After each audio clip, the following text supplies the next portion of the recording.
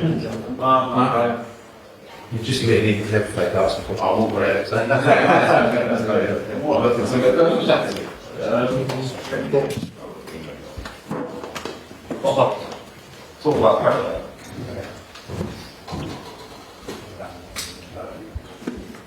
Sit down, mate.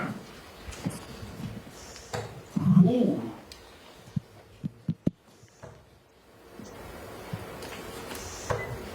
It's not bad. It's bad over there.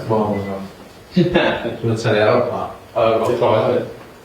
36, 40, 51. Oh, nice score so far.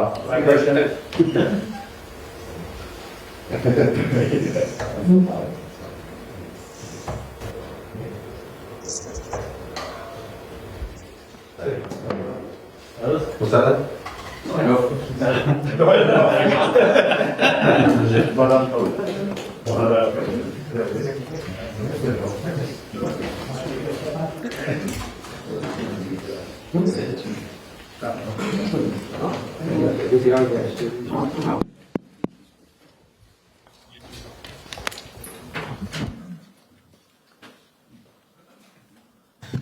Okay, good afternoon everyone and welcome to Blankenheim for this media conference with Kobbie Mainoo. As ever, we can keep it to initially 3 questions each, and if we do have time we'll come back round you if you have any more. And at the end we'll have a very short embargoed section as well. But Carve, do you want to kick us off? Hi. First of all, you could be coming up against 2 of your Manchester United teammates on Thursday, Christian Eriksen and Rasmus Hojlund. Can you just tell us a little bit about what they're like as teammates and what would it be like to play against them?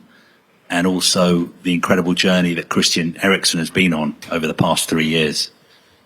Yeah, I mean, they're both great teammates to me. Obviously, me and Rasmus are quite young, so we're quite close in the team. Always around him and stuff. And then Christian, I've learnt a lot from him. Watching him last season when I wasn't playing so much and learning, trying to pick up things from his game as well. And then obviously the great journey he's been on since the last Euros has been amazing. And being able to be around him so close, he's such a good player. But yeah, if I'm to play on Thursday, I'll have to put all that to the side and compete against him and hopefully get the win. I was reading that Wayne Rooney said that you should be starting in midfield for England, especially in the knockout games. He said you are a more solid option than the other players that the manager could pick to play alongside Declan Rice. How much of a solid option do you think you are? And how ready are you if you're called upon to start? Yeah, I mean, I'm always ready to play, whether that's off the bench or starting. Well, obviously there's other great midfielders in the squad, as we know, in the Premier League and also in the league like Jude. So I'm just trying to train hard and be ready when I'm chosen upon. I just want to ask you about Jude as well. He's obviously the man of the moment. What is he like to train with, and what is he like as a teammate? And also, he's one of the favourites to win the Ballon d'Or this year. Do you think it's just a matter of time before he wins it? Yeah, definitely. I mean, everyone knows how great of a player he is. I mean, you see it every day in training here, and such a nice guy as well. And to train with him, it's really good. He's demanding. You know, he has high standards that he sets and expects. So to play with him and be around him, it's great, obviously, and things he's done at Real Madrid, and it's rightly so that he's a contender for the Ballon d'Or. Go Alex Hale next, then James, and then go back to next. Hi, Kobbie. At the beginning of the season, you played in pre-season against Arsenal, and then you got injured in the second game against Real Madrid. You've had such an amazing breakthrough season, but were you worried it wasn't going to come for you then, as you didn't play until November?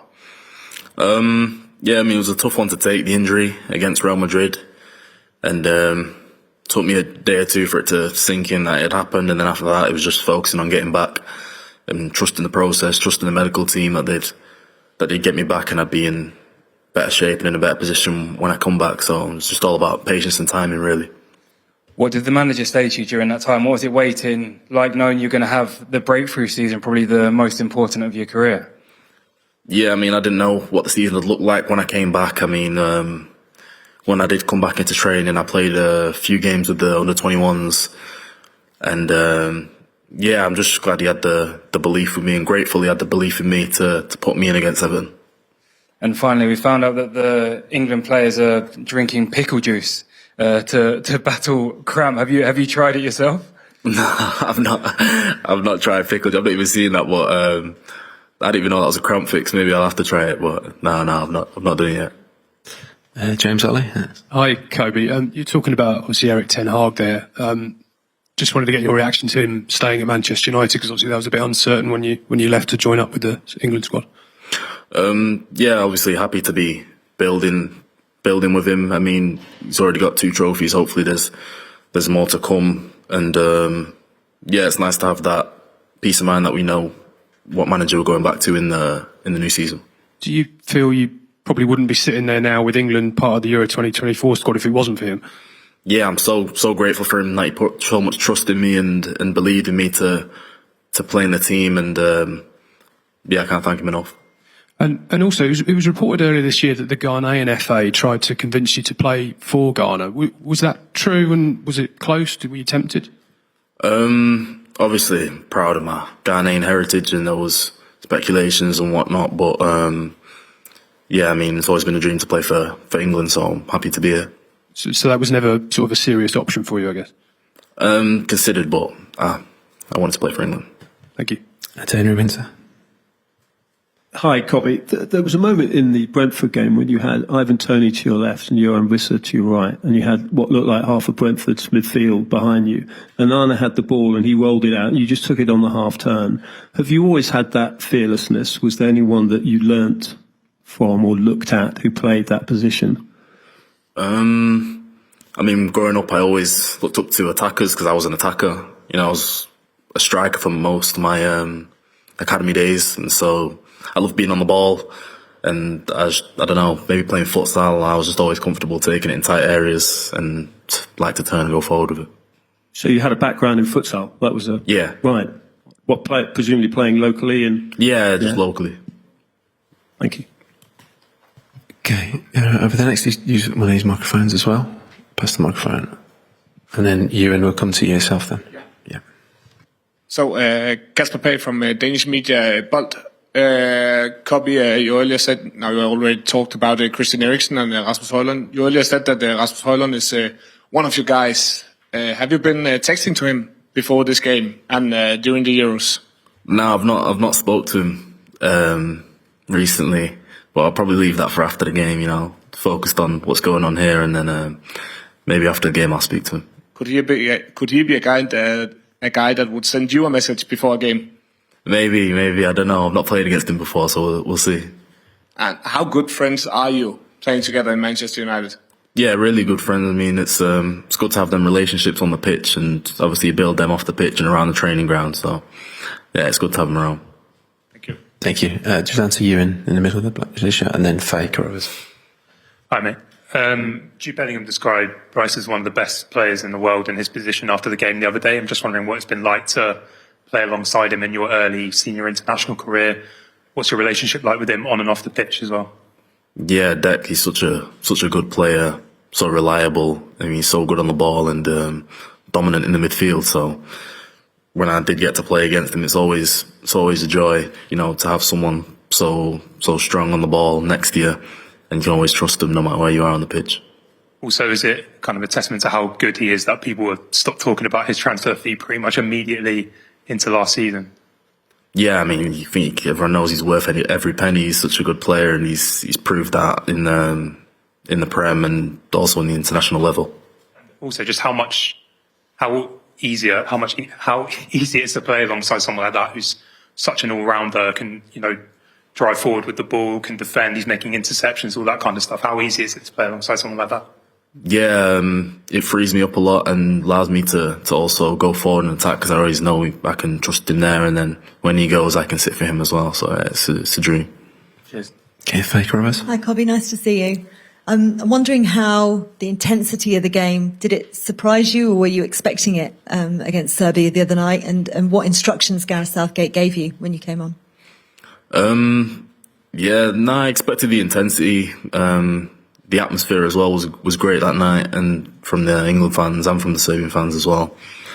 Well, it was just more to see out the game, and the first game's one of the most important, and so to just see that out is just the best start we can have.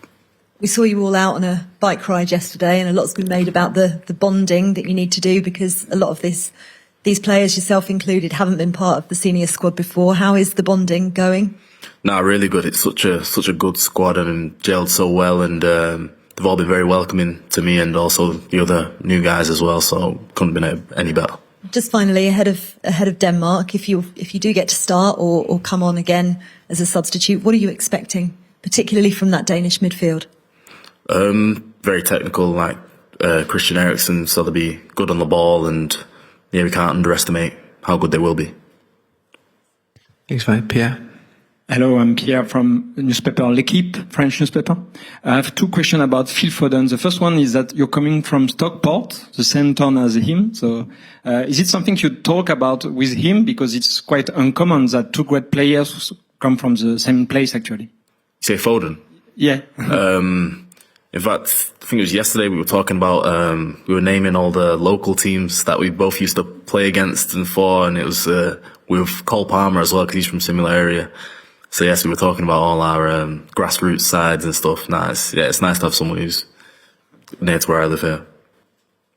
Perfect. And Anthony Gordon recently said about Foden that in training is out of the world, is very impressive. Do you have the same impression that in training Foden is technically very good? Yeah, I mean, on the ball, his first touch is crazy. He's so technical. And I mean, I think everyone sees that in the Prem and then on the international level as well. Just to Mark Man Bryans, and then we'll go towards the back. Hi, Kobbie. Well done at the darts, even though it's quite lucky. You said to Henry there about that you played as a forward. I just wondered, therefore, which players did you look up to that played in that position? Obviously, growing up a United fan, Rooney. And then it wasn't so much just strikers as well, because I always loved Ronaldinho. Used to watch him on YouTube a lot growing up. And mostly United players, to be honest. Have you had any interactions with Wayne at all? No, not in person. I've not spoken to him before, no. But then when he said something like he said about you wanting to play, and you looked up to him when you did, that must be quite nice. Even made that more important. Yeah, 100%. I always appreciate it coming from a legend of football and of the club that I play for. So yeah, it's always amazing to receive compliments like that. Thanks, Mark. If you pass them out to Paul Byrne at the back. Thank you. Hi, Paul Byrne, the Daily Mirror. UEFA have launched an investigation into alleged discrimination chanting at the match on Sunday. I just wonder whether yourselves or the players were aware of any such incidents, or whether you've discussed it since. No, I've not. I only heard about it on the way over, but as it's an ongoing investigation, I'll leave it to UEFA to decide whatever's going on with it. Okay.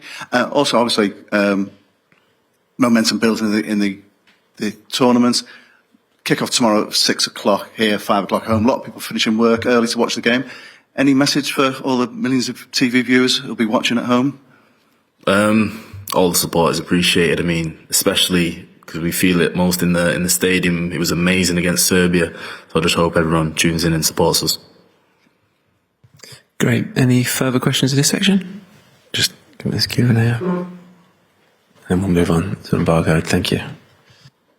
Hi, Kieran Canning from AFP. You've mentioned there a couple of times about being a striker when you were younger. How did that sort of process then turn into you becoming a midfielder? Was there a particular coach that saw something in you that you could play a bit deeper in the pitch? And how did you find that sort of adjustment?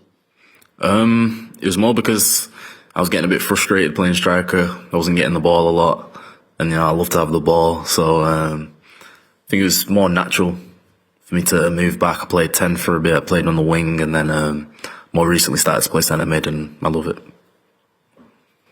Great. Okay. We'll end the live section there and move on to a very short section.